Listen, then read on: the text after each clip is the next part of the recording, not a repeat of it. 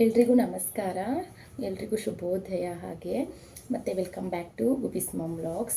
So ಇವತ್ತು morning 8 o'clock ಆಗಿದೆ.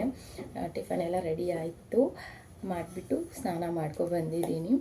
So ಇವತ್ತು ಅಣ್ಣನ ಎಂಗೇಜ್ಮೆಂಟ್ ಇದೆ, ಅದಕ್ಕೆ ಎಲ್ಲ ಹೋಗಬೇಕು.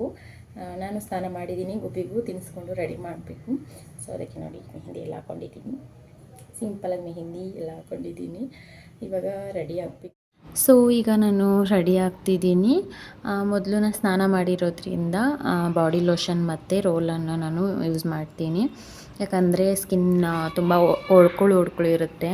ಸೊ ಬಾಡಿ ಲೋಷನ್ ಹಾಕಿದ್ರೆ ಸ್ವಲ್ಪ ಸಾಫ್ಟ್ ಆಗುತ್ತೆ. ನಾನು ಯೂಸ್ ಮಾಡೋದು ನಿವಿಯಾ ಬಾಡಿ ಲೋಷನ್ನು. ಸೊ ತುಂಬ ಚೆನ್ನಾಗಿದೆ, ಫ್ಲೇವರು ಚೆನ್ನಾಗಿದೆ, ಸ್ಮೆಲ್ ಇಷ್ಟ ನನಗೆ. ಸೊ ಮತ್ತು ನಾನು ಗುಬ್ಬಿಗೂ ತಿನ್ನಿಸ್ಕೋತೀನಿ, ಸರಿ ಮಾಡಿದ್ದೀನಿ ಅವನಿಗೆ. ನಮಗೆ ಟೊಮೊಟೊ ಬಾತ್ ಮಾಡಿದ್ದೆ. ಸೊ ಅಮ್ಮ ಅವರು ಕೂಡ ತುಮಕೂರಿಗೆ ಹೋಗಿದ್ದಾರೆ. ಸೊ ನಾವು ಈಗ ಟಿಫನ್ ಮಾಡಿಕೊಂಡು ರೆಡಿಯಾಗಿ ಹೊರಡ್ತಿದ್ದೀವಿ, ಆಟೋದಲ್ಲಿ ಹೋಗ್ತಿದ್ದೀವಿ. ನಮ್ಮ ಮನೆ ಹತ್ರನೇ ಮಾಡ್ತಿರೋದು ಎಂಗೇಜ್ಮೆಂಟು. ಸೊ ಇಲ್ಲಿಂದ ಹತ್ರನೇ ಅಂತ ಸ್ವಲ್ಪ ಲೇಟೇ ಆಯಿತು. ಆಲ್ರೆಡಿ ಎಲ್ಲ ಅಪ್ಪ ಅಮ್ಮ ಊರವರೆಲ್ಲ ಬಂದಿದ್ದಾರೆ ಊರಿಂದ, ನಾವೇ ಲೇಟ್ ಅನಿಸುತ್ತೆ. ಸೊ ಹೋಗೋಣ ಬನ್ನಿ, ಏನು ಮಾಡ್ತಿದ್ದಾರೆ ನೋಡಿ. ನಾವು ಬರೋ ಅಷ್ಟರಲ್ಲಿ ಎಲ್ಲ ರೆಡಿಯಾಗಿದ್ದರು, ಎಲ್ಲ ಬಂದಿದ್ದರು ಕೂಡ. ನಮ್ಮ ಅತ್ತಿಗೆನೂ ಕೂಡ ರೆಡಿಯಾಗಿದ್ದಾರೆ ನೋಡಿ. ಸೊ ಇವ್ರಿಗೆ ಇವಾಗ ಅರಿಶಿನ ಕುಂಕುಮ ಹಾಕಿ ಹೂ ಹಾಕಿ ನಾವು ಏನು ತಟ್ಟೆ ಸಾಮಾನು ತಂದಿದ್ದೀವಿ, ಸೀರೆ ಅದೆಲ್ಲ ಕೊಡ್ತಿದ್ದೀನಿ. ಮತ್ತು ನಾನು ಹೆಚ್ಚಾಗಿ ವೀಡಿಯೋ ಮಾಡೋಕ್ಕಾಗಲಿಲ್ಲ, ಸ್ವಲ್ಪ ಬ್ಯುಸಿ ಇದ್ದಿದ್ದ ಕಾರಣಕ್ಕೆ ನಂಗೆ ವೀಡಿಯೋ ಮಾಡೋಕ್ಕೆ ಟೈಮು ಸಿಗಲಿಲ್ಲ ಅಲ್ಲಿ. ಸೊ ಅಲ್ಲೂ ಒಂಚೂರು ಸ್ವಲ್ಪ ನಮ್ಮ ಹಸ್ಬೆಂಡ್ ಹೆಲ್ಪ್ ಮಾಡಿದ್ರು. ನನಗೆ ಗೊತ್ತಿರೋದಂಗೆ ಒಂದಷ್ಟು ವೀಡಿಯೋ ಮಾಡಿದರು ಅಷ್ಟೇ, ಅದು ಬಿಟ್ಟರೆ ನಾನು ವೀಡಿಯೋ ಮಾಡಲಿಲ್ಲ. ಸೊ ಮುಂದೆ ಇನ್ನೂ ಬರುತ್ತಲ್ವ ಮದುವೆದೆಲ್ಲ ಹಾಕೋಣ ಅಂತ ಅಂದ್ಕೊಂಡಿದ್ದೀನಿ. ಮತ್ತು ಶಾಸ್ತ್ರ ಎಲ್ಲ ಚೆನ್ನಾಗಾಯಿತು, ತುಂಬ ಎಂಜಾಯ್ ಮಾಡಿಕೊಂಡು ಶಾಸ್ತ್ರ ಎಲ್ಲ ಚೆನ್ನಾಗೂ ಮಾಡಿದ್ವಿ. ಫಂಕ್ಷನ್ ತುಂಬ ಚೆನ್ನಾಗಾಯಿತು.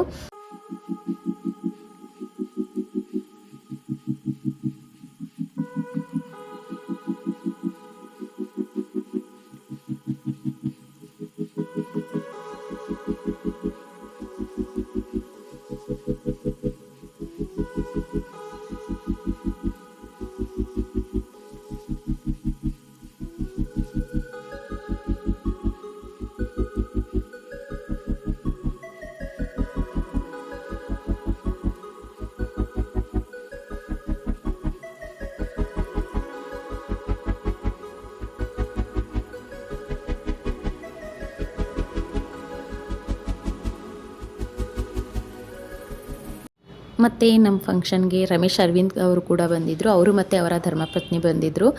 ತುಂಬ ಖುಷಿಯಾಯಿತು.